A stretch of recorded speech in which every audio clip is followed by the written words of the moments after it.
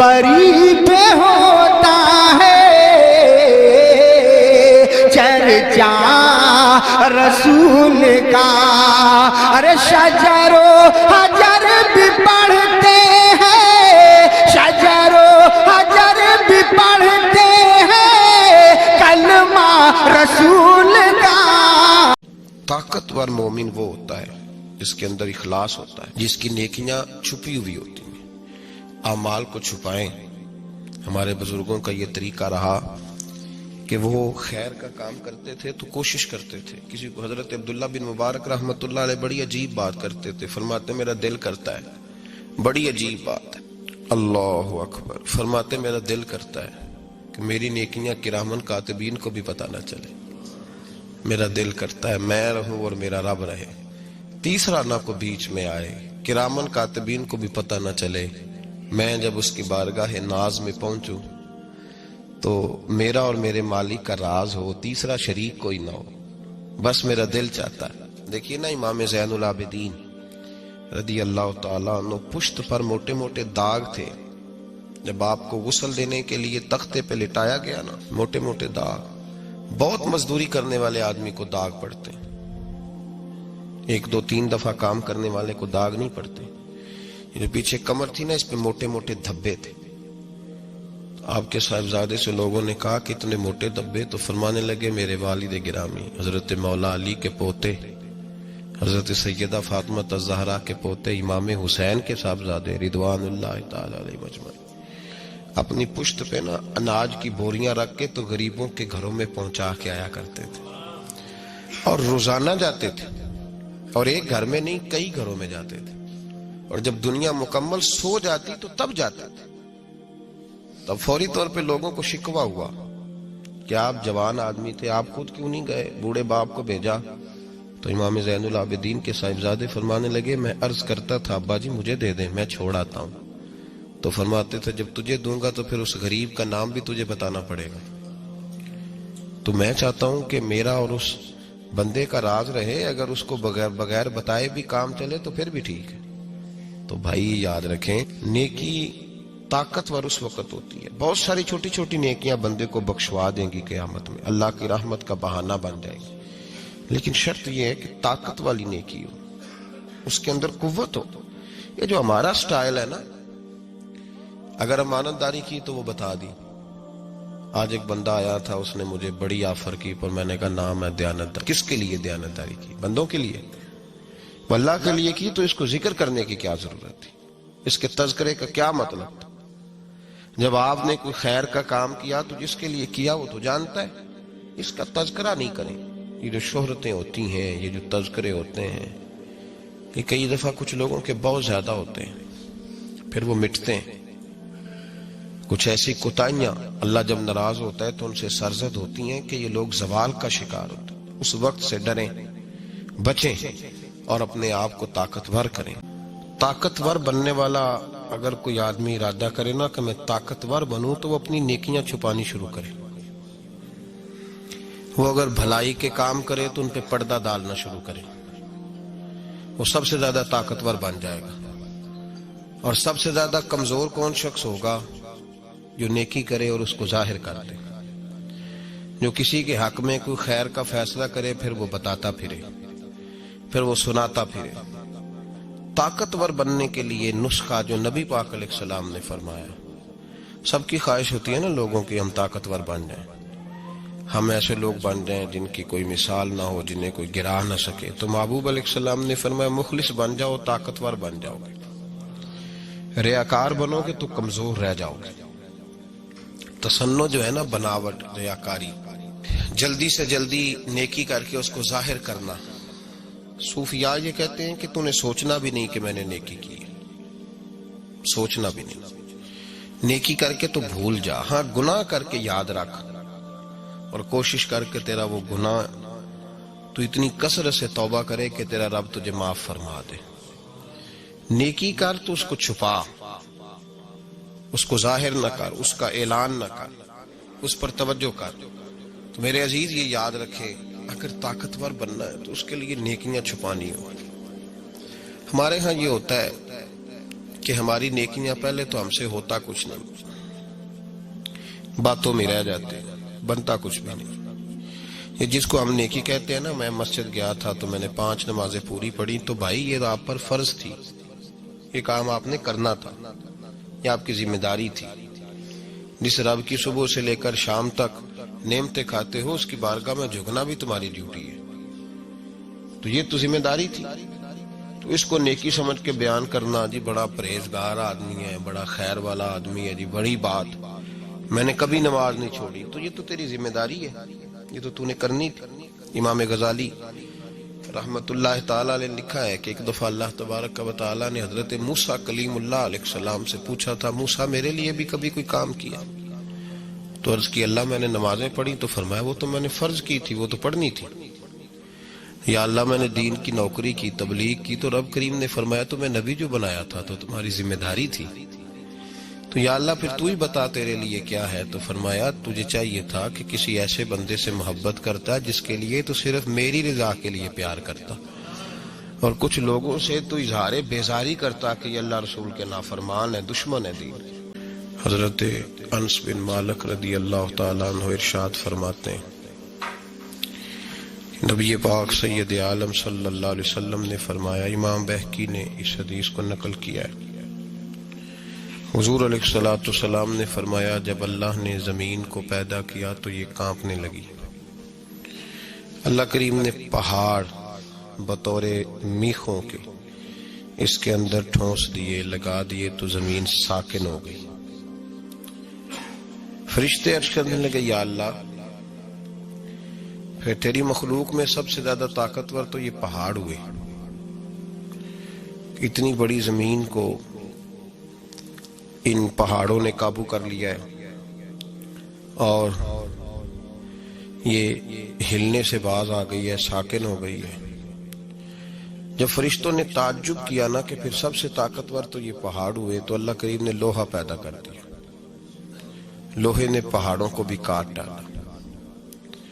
فرشتے تعجب کرنے لگے، کہنے لگے یا اللہ پھر سب سے زیادہ طاقتور تو یہ لوہا ہوا جس نے پہاڑ بھی کاٹ دیے۔ نبی پاک سید عالم صلی اللہ علیہ وسلم فرماتے ہیں پھر اللہ تبارک و تعالی نے آگ کو پیدا کر دیا، آگ نے لوہے کو پگھلا دیا۔ فرشتے پھر تعجب کرنے لگے کہ لگتا ہے آگ ہی سب سے زیادہ طاقتور چیز ہے، لوہے کو بھی پگھلا دیا۔ رب تبارک و تعالی نے پانی پیدا کر دیا، اس نے آگ بھی ٹھنڈی کر دی۔ فرشتے کہنے لگے لگتا ہے سب سے طاقتور یہ پانی ہی ہے، تو اللہ کریم نے ہوائیں پیدا کر دی جو پانی کا رخ پھیرنا شروع ہو گئے۔ فرشتے اب ٹھہر گئے، پریشان ہو گئے، عرض کرنے لگے یا اللہ تو ہی بتا تیری مخلوق میں سب سے زیادہ طاقتور کون ہے؟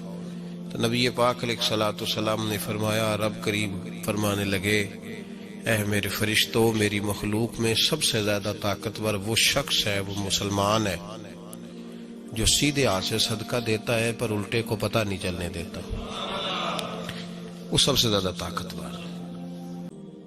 حضرت ابو بکر صدیق رضی اللہ تعالیٰ عنہ کے انتقال کا وقت آیا تو آپ حضرت عائشہ صدیقہ سے کہنے لگے بیٹا مجھے نیا کپڑا خرید کے کفن نہ دینا، کوئی نہیں ضرورت۔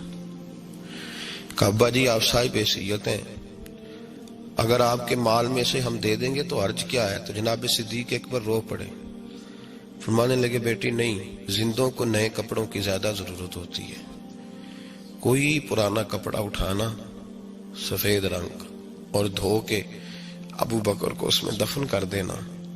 فرمانے لگے اگر میں نیک ہوا تو پھر اللہ کریم مجھے جنت کا لباس پہنا دے گا، اور بیٹے اگر میں برا ہوا تو اس پرانے نے بھی تو پھاٹ ہی جانا ہے نا، فائدہ کیا نیا لے جانے کا؟ تو بھائی تو یہ پیدا کر کہ نیکی ایسی ہو جو تیرے لیے کام آ سکے، ایسی لولی لنگڑی نیکی نہ کر جو اس کی اپنی ٹانگیں نہ ہو، وہ چل ہی نہ سکے تو تجھے کیسے آگے لے کر کے جائے گی۔ ایسی نیکیاں کریں جو طاقتور ہوں، ایسی نیکیاں کریں جو ہمت والی ہوں، ایسی نیکیاں کریں جن کے اندر توانائی ہو، قوت ہو۔ ایسی نیکی نہیں کریں کہ جو نیکی جو ہے وہ بالکل اثر ہی نہ رکھتی ہو۔ اس لیے میں دیکھ رہا ہوں بہت سارے لوگ کچھ خیر کا کام کرتے ہیں لیکن وہ بتانا بڑا ضروری سمجھتے ہیں. کیا ضرورت تھی ذکر کرنے کی؟ حاجت کیا تھی؟ اس کے ساتھ میں بڑی نیکیاں کرتا رہا, آج یہ میری طرف توجہ نہیں کرتا. تو بھائی ختم ہو گئی تیری نیکی, تو نے کہہ دیا تو ختم ہو گیا مسئلہ. تو کیوں ایسے کرتا ہے بھائی؟ شہرت, آگے ہونا اور ذکر کرنا یہ چیزوں کو ضائع کرتا ہے. طاقتور بننا چاہتے ہو تو پیچھے پیچھے رہنا شروع کر دو. طاقتور بننا چاہتے ہو تو چپ کر جاؤ, خاموشی اختیار کرو. جیتنا چاہتے ہو تو ہارنا سیکھو. دنیا کے اندر اگر اٹھنا چاہتے ہو تو گرنے کا طریقہ سیکھو. یاد رکھو, جن لوگوں کے پیر پھسلتے ہیں انہیں سمجھ آتی ہے کہ میں نے سنبھلنا کس طرح سے, اور جو لوگ ہارتے ہیں انہیں جیت کی لذت نصیب ہوتی ہے. اور اگر شوق ہے صرف آگے بڑھنے کا, جیتنے کا ہی, تو پھر تمہیں کیا پتا کہ جیتنے کی لذت کیا ہے. اس لیے کہ جو ہار کے جیتتا ہے اس کو پتا ہوتا ہے کہ کل میں کیا تھا اور آج میں کیا ہوں. جتن جتن ہر کوئی کھیڈے کدی ہارن کھیڈ فقیرا, جتن جتن تے ہر کوئی کھیڈے تو کدی ہارن کھیڈ فقیرا. جتن دا مل کوڈی پیندائی, ہارن دا مل ہیرا. تو اپنے آپ کو طاقتور آپ تب کریں گے جب آپ کی روحانیت کے اندر کچھ توانا قسم کی نیکیاں ہوں گی تگڑی, پھر آپ طاقتور. اور اگر بس وہی ریاکاری ہے, وہی دکھلاوا ہے, وہی تسنع ہے, وہی بناوٹ, ڈر لگنے لگا ہے, اب پریشانیاں بڑھنے لگی, اب چیزیں کھل کے واضح ہونے لگی ہیں کہ نہیں, مشکل ہوتا جا رہا ہے.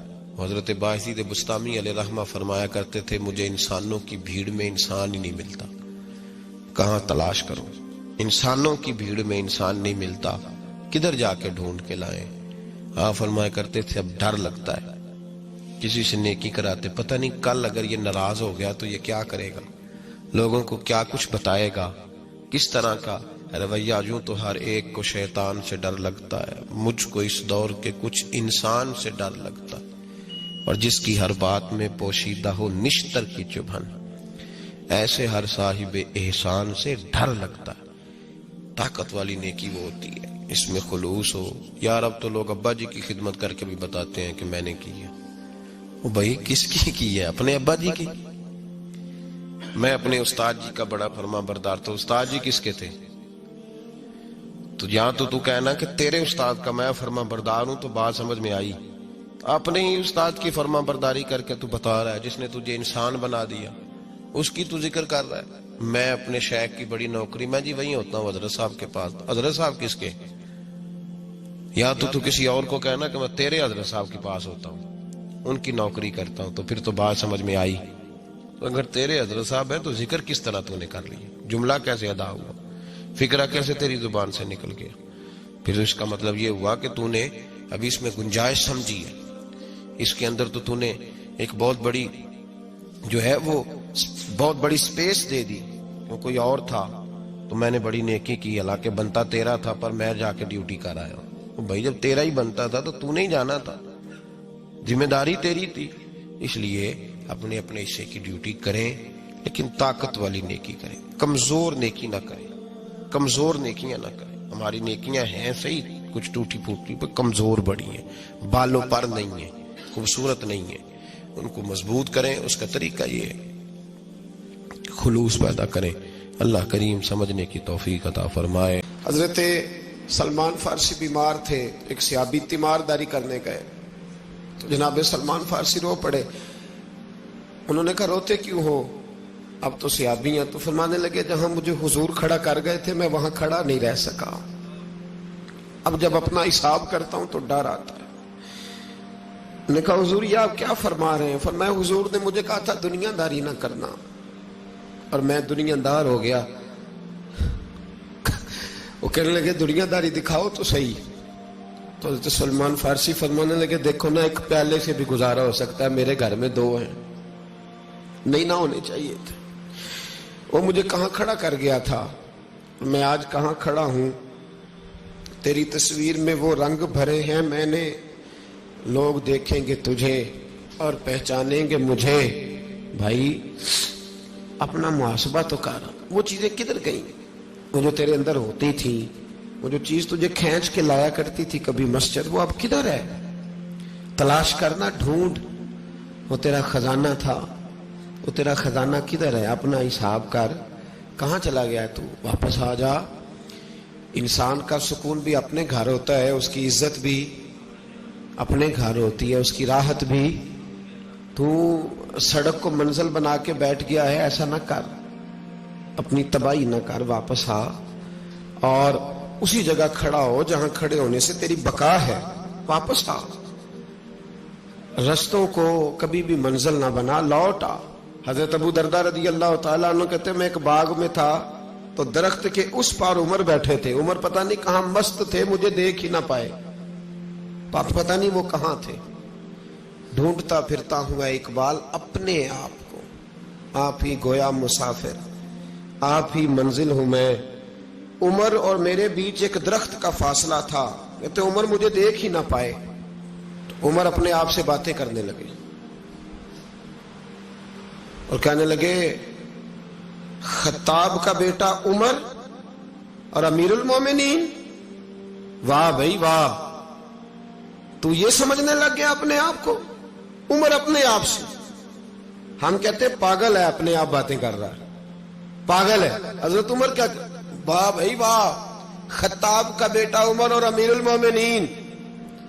ये लफ्ज कहते ही कहते उनके हाथ में लकड़ी का थोड़ा था, जोर से अपने घुटने पे मारा और फिर जमीन पे बैठ गए। कहने लगे, बड़े तेरे नारे हैं ना, बड़ा तेरा रंग गोरा है ना, लोग तेरी बड़ी तारीफ करते हैं ना, जमाना तुझे बड़ा अच्छा कहता है, सियाना हो जा वरना कयामत में इतनी जिल्लत भी तेरी होगी।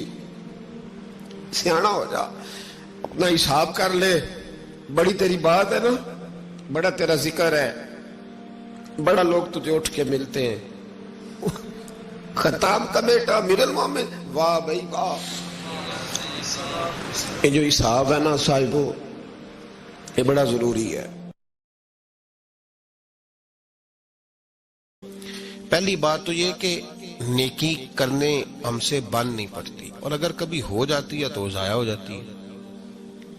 जब बता दिया, जब दिखला दिया, जब सुना दिया, जब तज़किरा कर दिया, नेकी एक ज़ख़ीरा है, और ये वो वाला ज़ख़ीरा है कि जब तक इस पर लोगों की नजर नहीं पड़ेगी ये महफूज रहेगी, और जब नजर पड़ जाएगी फिर ये महफूज नहीं रहेगी। देखे ना, हमारे पास जो माल हमने थोड़ा सा रखा होता है बचा कर मुश्किलात के लिए, लोग अपनी औलादों से भी महफूज रखते हैं, साइड पे रखते हैं, लोगों को पता न चले, पता चल जाए तो लोग मुतालबा करते हैं।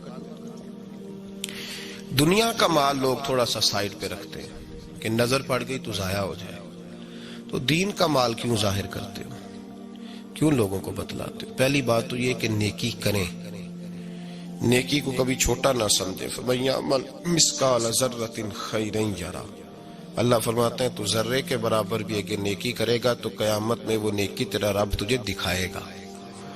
इस छोटी सी भी नेकी को हकीर ना समझे। जी हाँ, जहाँ देखे ना हुजूर ने फरमाया कुछ नहीं कर सकता तो किसी से मुस्कुरा के बात ही कर, अल्लाह तुझे सदके का सवाब अता फरमाएगा।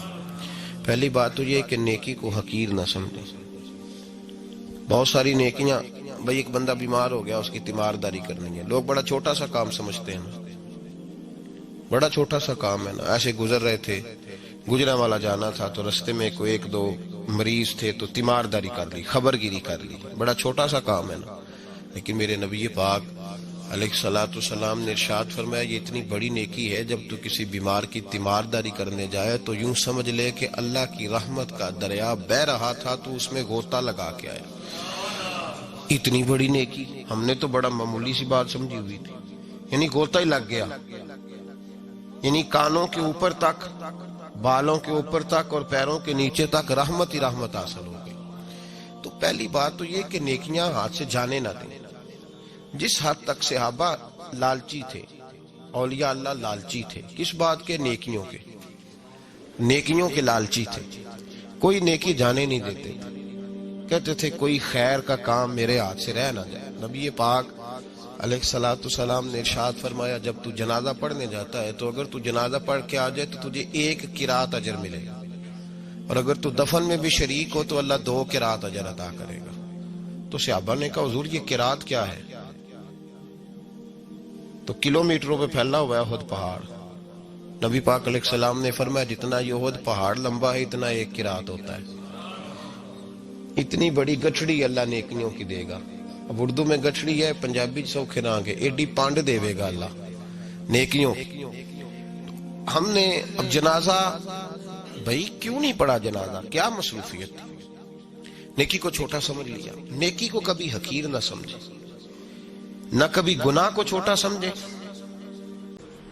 حضرت حسن بصری رحمت اللہ علیہ سے کسی نے کہا تھا حضور بندہ نیک کیسے ہو سکتا ہے؟ تو آپ فرمانے لگے جو جگہ اسے گناہ پر اکساتی ہے وہ جگہ چھوڑ دے. جو دوست یار سنگت بیلی اسے گناہ پر اکساتے ہیں وہ لوگ جی, اس بندے نے فوراً کہا کہ سالوں کا رشتہ چھوڑ دے, ہزاروں گھنٹے ہزاروں ساتیں بیتی کیسے چھوڑ دے. آپ نے یہ مثال دی. اور میں کاروبار میں نقصان ہوگا تو چھوڑتا جائے گا یا کرتا جائے گا؟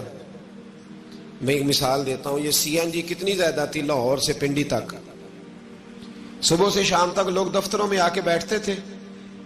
سی این جی پہ ایک ٹائر والا بیٹھا ہوتا ہے, اس سے بھی دوستی ہو جاتی ہے, شاپ والے سے بھی ہو جاتی ہے. سارے تعلق رشتے تھے لوگوں کے, آباد تھی. لیکن جب نقصان ہونے لگا, یہ عجیب منظر ہے نا کہ دنیا کا نقصان ہونے لگے تو بندہ جگہ چھوڑ دیتا ہے. اور جب تو دیکھے کہ میری ذات کا نقصان ہونے لگا, پہلی بات تو یہ ہے کہ ہم محاسبہ نہیں کرتے, اپنا حساب نہیں لگاتے, اپنا حساب نہیں لگاتے. کبھی کبھی کوئی بندہ آتا ہے نا تو وجد کرا جاتا ہے. ایک صاحب میرے پاس آئے, کہنے لگے حضرت صاحب ذرا مجھے دیکھو, جو کام بھی کرتا ہوں میرا بگڑتا ہے, آگے ہاتھ بڑھاتا ہوں میرا ہاتھ پیچھے جاتا ہے, آگے چلتا ہوں, ذرا میرا حساب تو لگائیں. اللہ اکبر. مجھے وہ بندہ رلا گیا, حالانکہ وہ کوئی اور بات کر رہا تھا. مجھے وہ کہیں اور, میں نے بند کی کتابیں شتابیں جہاں میں بیٹھا تھا, تو میں اٹھ کے مسجد آ گیا. میں نے اس کو کہا یار تو حساب لگوانے آ گیا, مجھے تو بڑے دن ہو گئے میں نے اپنا حساب نہیں لگایا. تو ابھی اپنا حساب کرنے والا, اب بڑا مسئلہ ہے, یہ حساب کرنا ہے ابھی. وَلْتَنْظُرْ نَفْسٌ مَا قَدَّمَتْ لِغَدٍ, تو نے پتہ کرنا ہے, تو اپنا حساب ہی نہیں کیا تو تیرا کیسے کروں؟ صاحب کوئی نہیں کر رہے ہم اپنا محاسبہ نفس. اس کا نقصان یہ ہو رہا ہے کہ کاروبار صحیح ہوتے جا رہے ہیں, سجدے چھوٹے ہوتے جا رہے ہیں, بینک بیلنس بڑھتا جا رہا ہے, تلاوتیں ختم ہوتی جا رہی ہیں, لوگ بہت اچھے بزنس مین تو بنتے جا رہے ہیں, پر مدینے کی یاد میں جو آنسو آتے تھے وہ خشک ہوتے جا رہے ہیں. لوگ بہت اچھے دنیا دار تو ہوتے جا رہے ہیں, لیکن ان کی جو باطن کی کیفیتیں تھیں, طبیعت ترس گئی ہے دوبارہ سے وہ جلوہ دیکھنے کو. وہ باتیں کہاں سے, وہ کدھر گئیں؟ وہ بتانا کہ بڑی محنت سے کسی نے تیرے اندر وہ رنگ بھرا تھا, وہ کہاں ہے, وہ کدھر گیا؟ انہیں اپنا محاسبہ ہی چھوڑ دیا ہے. تجھے کہاں کھڑا کیا تھا, تو کہاں کھڑا ہو گیا, تو نے سوچا ہی نہیں. حساب بڑا ضروری ہے زندگی میں, حساب صحیح رکھنا چاہیے. عرب کا ایک بڑا مشہور مقولہ ہے, بلکہ بعض لوگ تو اسے حدیث بھی کہتے ہیں. فرمایا کہ دوستی بھائیوں کی طرح کرو, لین دین اور حساب غیروں کی طرح کرو. حساب صحیح رہتا ہے تو گھر کا نظام صحیح چلتا ہے. ہمارے جو پرانے زمانے کے لوگ ہوتے تھے وہ اگر کوئی بڑا کاروبار کرتے تھے تو ایک منشی رکھتے تھے. منشی کی ڈیوٹی حساب کرنے کی ہوتی تھی, وہ صرف کھاتے بناتا تھا. یعنی یہ کام اتنا ضروری تھا کہ ایک شخص نے اگر چھوٹا سا بھی کاروبار کرنا ہے تو اس نے ایک منشی رکھا ہوا ہے کہ وہ حساب کرے, وہ بتائے کہ آمدن کیا ہے, خرچ کیا ہے, کس ترتیب سے آگے ہم چل سکتے ہیں, مزید ہمیں اس میں کیا انویسٹ کرنا پڑے گا, کیا ہم کھو رہے ہیں, کیا پا رہے ہیں. زمانہ جب جدید آیا تو اکاؤنٹ آفس کے نام سے ایک علیحدہ سے ڈپارٹمنٹ بنانا پڑا. جس میں B com M com BBA کرنے کے بعد کوئی آدمی بیٹھتا ہے اور وہ صرف حساب کرتا ہے.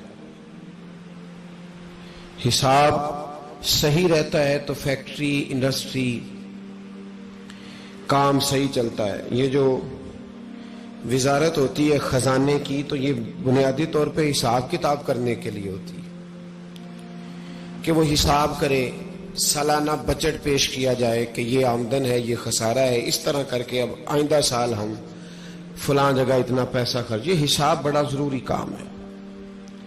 اللہ کریم نے ہمیں حکم دیا ہے کہ مال کا حساب نہ کرو, اپنی ذات کا بھی حساب کرو. تم اپنے اوپر غور کرو. صوفیہ ایک مراقبہ کراتے ہیں. مراقبے کا یہی معنی ہوتا تھا کہ تھوڑی دیر بندہ اکیلے بیٹھے, وہ سوچے کہ اللہ کی نعمت کتنی ہے اور جواب میں میرا شکر کتنا ہے. میرے اوپر جو اللہ کی طرف سے آزمائش ہے وہ کتنی ہے, اور اس کے مقابلے میں جو اللہ کی دی ہوئی نعمتیں ہیں وہ کتنی ہیں. اس سے شکر اور صبر دونوں چیزیں سمجھ میں آتی ہیں. یہ حساب, یہ مراقبہ پھر بندے کو تھوڑا آگے لے کے چلتا ہے. پھر انسان یہ سوچنے لگ جاتا ہے کہ یار پہلے میں کبھی ایسا بھی دور تھا جب میں نماز نہیں پڑھتا تھا تو بے سکون ہو جاتا تھا, اب مجھے کیا ہوا. وجوہات تو ایسی ہیں نا. کیا وجہ ہے کہ ایک وقت ایسا تھا کہ نیکی کی طرف میں کھنچا چلا جاتا تھا, اب میں کوشش بھی کرتا ہوں تو نہیں جا پاتا. کچھ وجوہات تو ہیں نا. یہ حساب ہے. اسی کو مراقبہ کہتے ہیں, اسی کو مجاہدہ نفس کہتے ہیں, اسی کو تزکیہ کہتے ہیں. اسی کو صوفیاء نے محاسبے کا نام دیا ہے. محاسبے کا مطلب ہوتا ہے اپنا حساب کرنا, اپنی ذات کا حساب کرنا, اپنا حساب کر کے رکھنا. اس آیہ مقدسہ میں سورہ حشر کی اللہ کریم نے فرمایا یا ایھا الذین آمنوا اتقوا اللہ وَلْتَنْظُرْ نَفْسٌ مَا قَدَّمَتْ لِغَدٍ. اے ایمان والو اللہ سے ڈرو اور ہر جان یہ دیکھے, یہ حساب کرے کہ اس نے آگے کے لیے کیا بھیجا ہے. یہ حساب کرے, وہ وَلْتَنْظُرْ, وہ نظر کرے, وہ غور کرے, وہ ذرا پلٹ کر دیکھے. کون؟ نفس, ہر نفس, ہر جان یہ غور کرے. مَا قَدَّمَتْ لِغَدٍ, اس نے تقدیم کیا کی ہے, مقدم کیا کیا ہے, آگے کیا بھیجا ہے اس نے. اور جب یہ دیکھ لے, جب یہ حساب کر لے تو اب کیا کرے؟ واتقوا اللہ, پھر اللہ سے ڈرے. ایک بار حساب کرنے سے پہلے ڈرے, ایک بار حساب کرنے کے کو نہیں سمجھ آئی آپ کو. ایک بار پہلے ڈرے, ایک بار جو ڈرے گا نہیں وہ حساب نہیں کرے گا, وہ کر ہی نہیں سکتا. جس کو پتہ ہے ابا جی کا خزانہ لوٹ بھی گیا تو ابا جانے, اس کا کام جانے.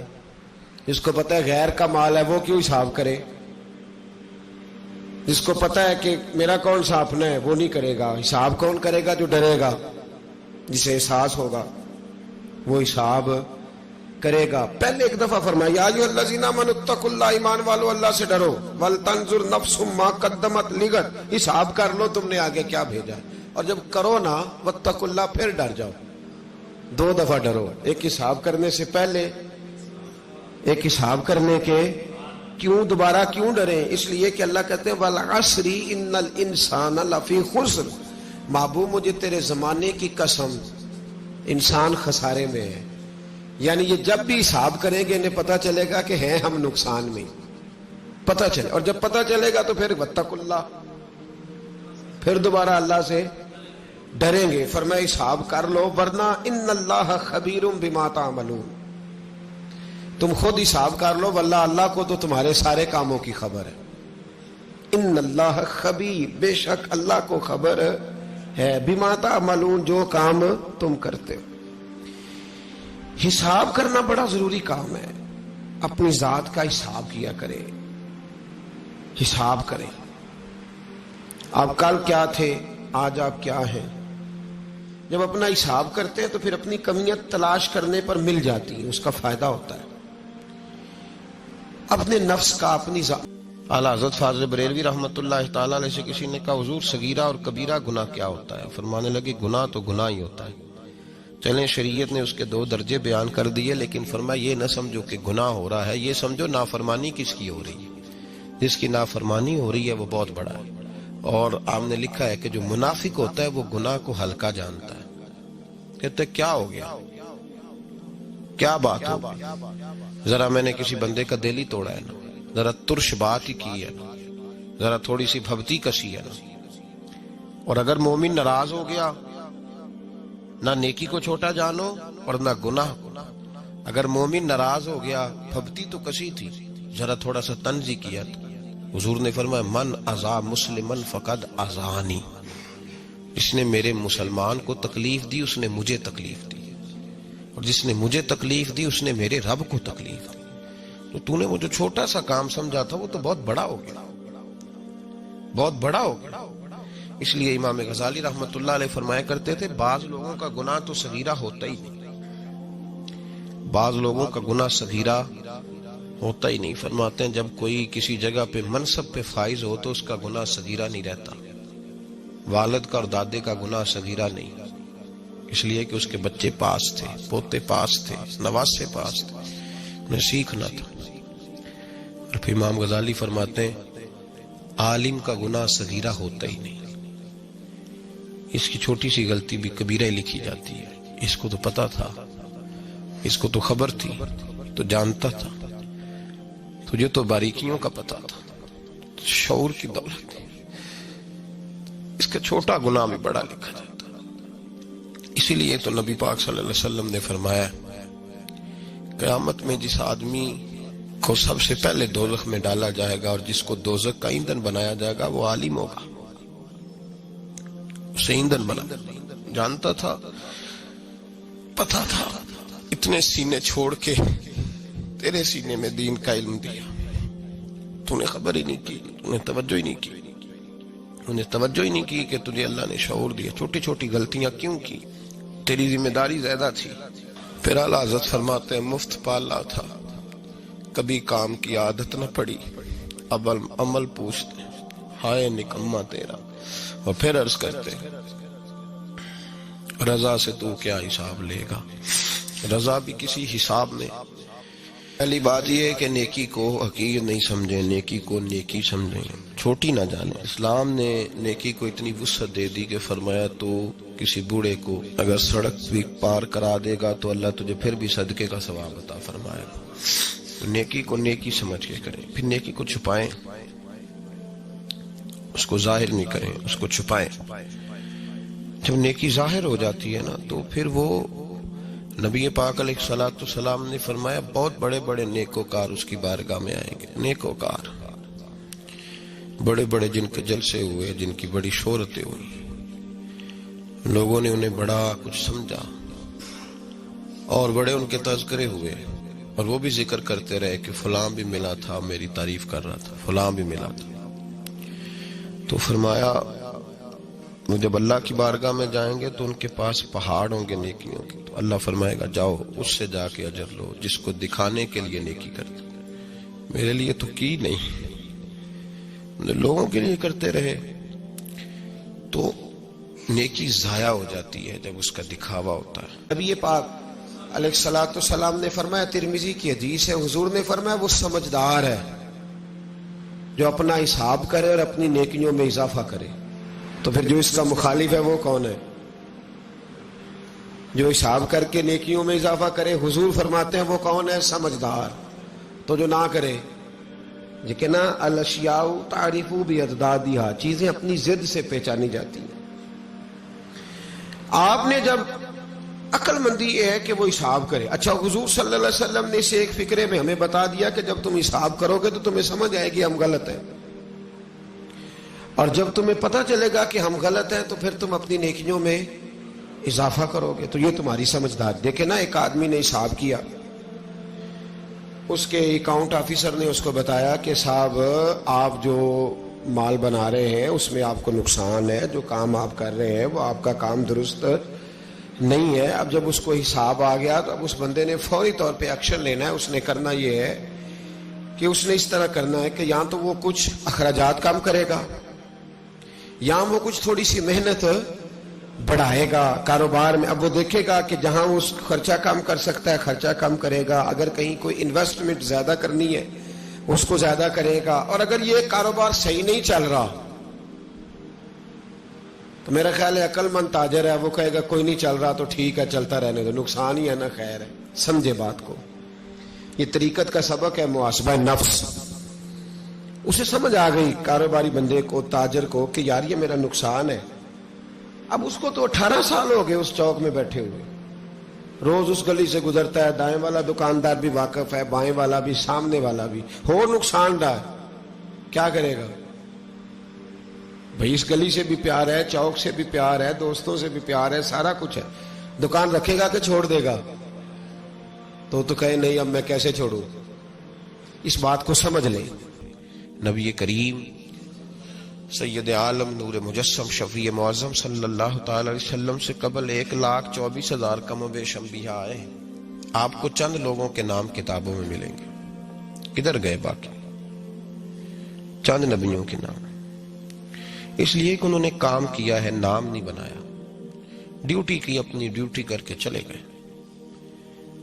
تختیوں کا شوق اور اپنا آپ کو بڑا چاہنے کا شوق یہ تباہی پیدا کرتا ہے, یہ باطن میں فساد برپا کرتا ہے, دل کی دنیا کو اجاڑتا ہے. ڈیوٹی کری, چلے گئے. 1,44,000 صحابہ نے نبی پاک کے ساتھ حج کیا تھا. 10,000 کی قبریں ہیں مدینے میں. نام شاید 2-3 درجن کے لوگوں کو آتے ہیں. کدھر گئے وہ لوگ؟ ڈیوٹی کی, چلے گئے. ختم معاملہ. اسلام کی سب سے پہلی شہیدہ حضرت سمیہ, کتنے لوگوں کو نام آتا ہے ان کا؟ حضرت سمیہ حضرت عمار بن یاسر کی والدہ تھی. ابو جہل کے سامنے کھڑی ہوئی, اسلام کی بات ہو رہی تھی. اسلام میں اس وقت غربت تھی, پردیسی تھی, تھوڑے لوگ تھے. تو ابو جہل کے سامنے کھڑی ہوئی, کہنے لگا بول, تو سنا ہے ان کے پیچھے چلی گئی ہے جن کے پیچھے کوئی نہیں چلتا. تو حضرت عمار بن یاسر کی والدہ کہنے لگی تو کیا بات کرتا ہے, ایک زمانہ آئے گا فضائیں بھی ادھر ہی چلیں گی جدھر میرے نبی کا رخ ہوگا. ایک دور آنے والا ہے. اس نے کہا تو میرے سامنے بولتی ہے؟ تو فرمانے لگی میں مصطفیٰ کریم کی کنیزہ ہوں, میں ہر جگہ نبی پاک کے پیغام کے لیے بولوں گی. ان کی نازک جگہ پر نیزہ مارا ابو جہل نے, وہ شہید ہو گئی. میرے نبی پاک سید عالم صلی اللہ علیہ وسلم کے دین کا قانون بتاتا ہے کہ جو نیکی میں پہل کرے قیامت تک اسے اجر ملے گا. قیامت تک جتنے لوگ شہید ہوں گے ان سب کا اجر بھی اللہ حضرت عمار بن یاسر کی والدہ کو عطا فرمائے گا. وہ پہلی شہیدہ ہیں اسلام. کتنے لوگ ان کی سالانہ برسی مناتے ہیں. کہاں سیمینار ہوتا ہے ان کے نام کا, کہاں ان کے تذکرے ہوتے ہیں, کہاں؟ کچھ بھی نہیں. کام کر گئے. حضرت عمار بن یاسر رضی اللہ تعالیٰ عنہ بڑی نوکری کی. یہ وہ خاندان تھا جس خاندان کو آگ میں ڈالا گیا تھا. غریب لوگ تھے تو انہیں آگ میں ڈالا گیا, دیکھتی ہوئی آگ میں. نبی پاک صلی اللہ علیہ وسلم تشریف لائے. حضرت عمار کا خاندان دعائی دے رہا تھا, اے اللہ ہماری مدد فرما. اچانک جل رہے تھے تو حضور تشریف لے آئے. تو نبی پاک علیہ السلام نے کہا, اے اللہ جس طرح تو نے ابراہیم پر آگ ٹھنڈی کی تھی یاسر کے خاندان پہ بھی ٹھنڈی کر دے, حضرت عمار کے ٹھنڈی کر دے. تو آگ اسی طرح ٹھنڈی ہو گئی جس طرح حضرت ابراہیم پر ٹھنڈی ہوئی تھی. حضرت عمار بن یاسر حضور علیہ السلام کے والد نے, والدہ نے, خود حضرت عمار کو حضور نے فرمایا تو شہید ہوگا, باغی گروہ تجھے مارے گا. اتنے بڑے لوگ, کدھر ہے ان کا نام؟ اتنی بڑی ڈیوٹی, کدھر گئے تذکرے ان لوگوں کو؟ حضرت ام ایمن رضی اللہ تعالیٰ عنہ اتنی بڑی ڈیوٹی کی مصطفیٰ کریم کی. نبی پاک صلی اللہ علیہ وسلم کو مقام ابوا سے جب آپ کی والدہ انتقال کر گئیں تو حضرت ام ایمن لے کے آئی تھی. کہاں ان لوگوں کے انہوں نے تذکرے, انہوں نے پسند ہی نہیں کیا کہ ہمارے ذکر ہو, انہوں نے یہ شوق ہی نہیں پیدا کیا. اب تو پیر فوت ہونے سے پہلے اپنا دربار بنا لیتا ہے, کہتا پتہ نہیں بچے بعد میں بنائیں گے کہ نہیں بنائیں گے. وہ فوت ہونے سے پہلے تیاری کرا لیتا ہے, سنگ مرمر لگوا لیتا ہے. او بابے ڈر اللہ تعالیٰ سے, اوپر سے جتنی مرضی سنگ مرمر لگی ہو, قبر تو اس وقت مزار بنے گی جب اندر جنت کا باغ ہوگا. جب اندر جنت کا باغ ہوگا. والا حضرت فاضل بریلوی رحمت اللہ علیہ ایک جگہ پہ فرماتے ہیں چٹائی رکھنے سے کیا فائدہ. چٹائی رکھو جی نیچے، کیا فائدہ؟ اگر اللہ پاک جنت عطا فرمائے تو پھر نیچے چٹائی کیا کرے گی؟ پھر تو اس سے بہتر لباس مل گیا اس آدمی کو. اور اگر اندر ہی گڑا ہے معاذ اللہ تو چٹائی کیا روک لے گی آگ کو؟